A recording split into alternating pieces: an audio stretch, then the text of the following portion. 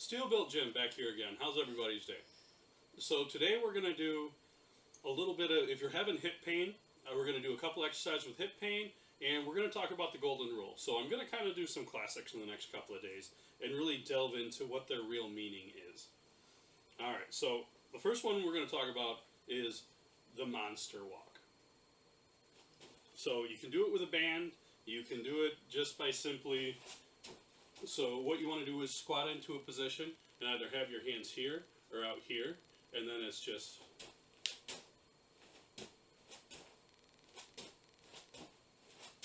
and I'll show you with a band. So the key with a band, however, is that you only want to go, so if I'm here, I squat down. So for people who do martial arts and stuff, you're basically kind of getting into horse stance. You're doing like a side horse stance. Except instead of taking these deep steps, we're stretching the band out, and then as soon as we kind of get to a point where it stops being stretchy, we move that other leg. This one follows. And try not to, when you step, do this weird thing where you kind of pivot out and your ankle is unsupported. So we want to keep our base strong. We want to keep our legs strong. We are going to go outside of that base, but we still want to do it in a way that we're as strong as we possibly can. So it's really just, we're dipping down low into like a half squat position. We got this out. I've seen people do this. You're causing hip pain this way, and you're causing knee pain by turning your... So we really want to be in a strong position where our knees are pointed out and facing out. I prefer this position because it's a better squat position for me, but I've seen other people do that. And that's not a bad way of doing it either, because you're going to get a little bit more work having to hold your arms out like this. This is also great for the glutes because we should keep them contracted while we're doing this. And it's just boom.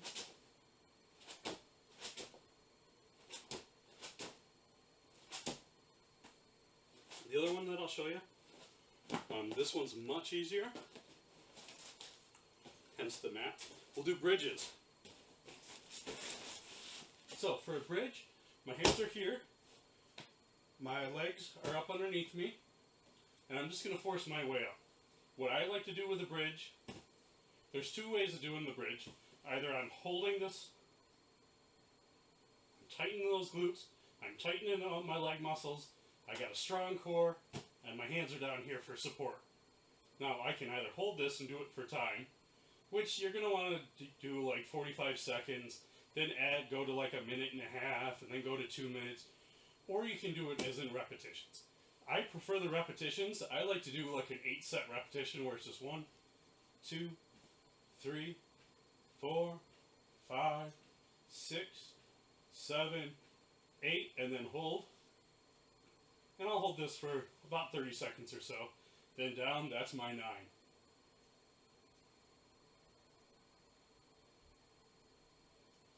10.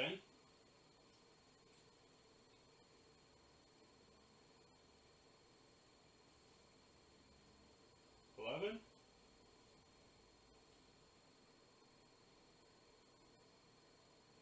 12. And so what I'm going to try and do with this is I want to continue to make those reps higher. So then, like I might do 12 for my first set, and then I'm going to still do this just like I would with any other exercise, do like 4 sets, and I might go to 16. So then I start my extension where I'm holding that set at probably 12, and then for the last 4, just so I'm really getting that strength in those. I feel it more in my hamstrings. It's great for your core. I feel it in my glutes. I feel it in my hamstrings. We're going to move to side planks. Side planks are really great for your hips. It's the same thing as a regular plank, except I'm doing it from the side. So kind of an easy name, right? So I'm going to be up here, and this is another one where I'm holding for time. And if you can't do it very well, it's okay to just ease your way in. So just get into this position.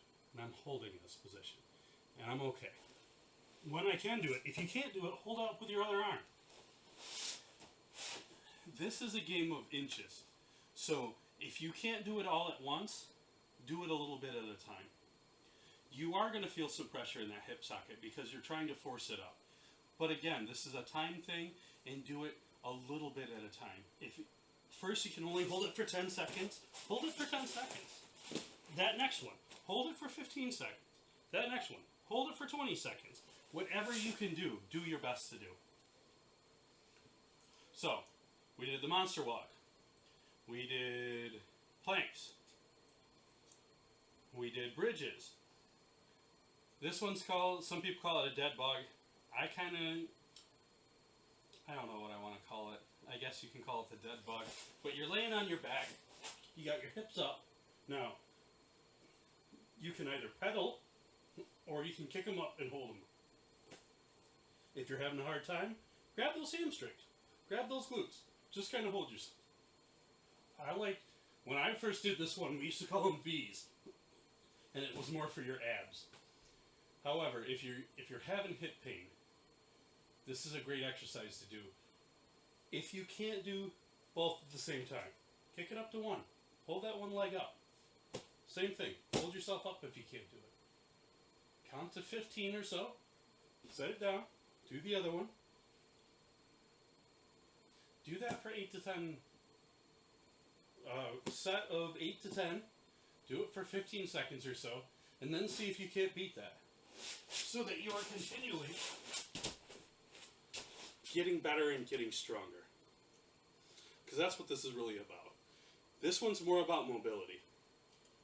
A lot of people, if you're doing 8 to 10 hours a day, you're constantly on cement, a lot of times you're going to have those knee problems, you're going to have those hip problems, you're going to be sore. If you're an old power lifter like me, sometimes years and years of dropping down into squats will sometimes be sore. The weird thing is, I feel great when I'm doing squats, but sometimes after, a couple of days later, man, those hips are just sore. It hurts to pick up things. As a fireman some days, we got to be in a full suit, and I don't know why they have those steps so high, but sometimes after a leg day and you got to step your leg way up like that to step into the truck, oh, it's a killer. So our scripture is Matthew 7:12. So in everything, do to others what you would have them do to you. For this sums up the law and the prophets.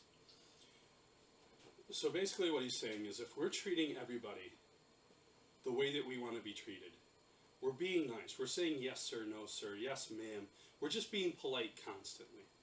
It doesn't mean you're not going to get angry, it doesn't mean that things aren't still going to happen, but you're treating people well. I want to take that a step further. How many times have you been at a job and you did your best and you tried your hardest and nobody said thank you? How many times have you gone above and beyond in your family, or you cooked this great meal on Thanksgiving, you did everything that you can, everybody eats, and nobody says anything. So now not only did you cook that meal, but now you got to go in there and wash those dishes as well. So you've done everything that you could do for that meal, and you felt special, and you wanted to show that love for that family, but they didn't appreciate you. Go that extra step in your life. Thank everybody who's ever done anything from you. If they're holding a door, if they're anything that they do, if they help you at work, even if it seems like a minuscule thing, be that good leader. Be that leader that you've always wanted. Maybe you're not the boss at work, but if you treat everybody with the respect and dignity, and you say please and thank you, and anything that you can do, hey, thanks for your help today. And they may, well, I didn't really do a whole lot, but what you did, I appreciate, man. That was great work today. If you give those, you never know what somebody's rough day was like, what they're dealing with at home, death of a loved one, depression, anxiety, anything else, who knows what they're going with, right? But maybe that please, or maybe that thank you, or maybe that, hey, how's your day going today? Great. And actually mean it. Delve into how their day was. Be nice, be polite, and it takes some energy to do it. But sometimes that makes the difference in somebody's life. That can be the difference between them going home feeling unappreciated in just the monotony of every single day, and them feeling like, man, people appreciated me today. Today was a good day for me. there's power in our words, and there's especially power when we appreciate others. And it sucks when you don't get appreciated. If you've ever felt that way, even more reason that you should be out there telling people please and thank you, and how much you appreciate them. I've worked fast food. Fast food sucks. When I go through the drive-thru, I'm always grateful because I didn't have to cook that night. I didn't have to do what they have to do. Anything in customer service can kind of suck at times. You have people yelling at you for things that are way beyond your control, things that you didn't do, and maybe they did. Maybe they forgot a pack of fries, or they forgot something else, and it can be frustrating. But being patient and treating those people like they matter, and you understand, oh, it was an accident, not a problem. Hey, but can you rectify that? Thank you, appreciate it. Thanks for all your help today. Can make the difference in that person's life. So, that's going to be the end of my videos today. I'm going to continue with a set of just basic Christian things that I think sometimes we forget, and just how much of a blessing you can be to somebody just by saying thank you. So, as always, have a great day, have a great night, and let God be your guide.